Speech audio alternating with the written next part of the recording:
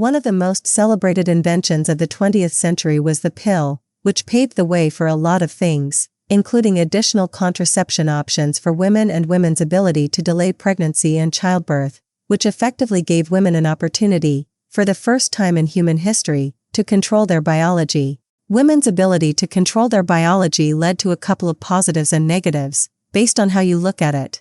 On the positive front, women controlling their biology meant they could delay childbirth for as long as possible in favor of pursuing education and careers, as opposed to having to get married early and young. On the negative side, women's ability to control their biology meant that they could engage in sexual activity without the worry of pregnancy, which gave rise to the sexual revolution, and subsequently, something men have capitalized on to also engage in sexual activity without the consequence of commitment. As people debate on contraception, and how it has changed human interaction, especially dating, over the last few decades, something seems to be forgotten: the Puerto Rican women who were involved in the early trials of the pills without their consent.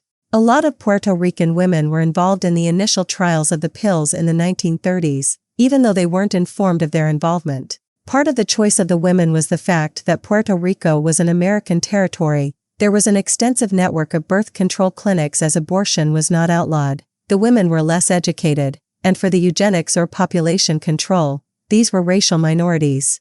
The development of the contraceptive pill was never primarily about women's self-determination. From the very beginning, it was closely linked to population control as a political instrument. Margaret Sanger was one of the individuals, the prominent individuals and feminists that pushed for the trials to take place in Puerto Rico.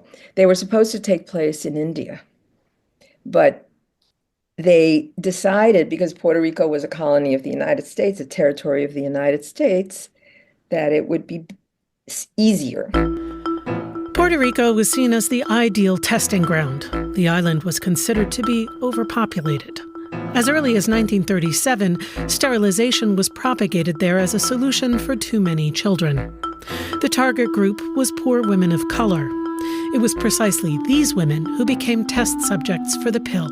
January 24, 1958, the New York Times reported today that Puerto Rico's birth rate is decreasing as a result of the continuing heavy rate of female sterilizations and the migration of young people to the mainland.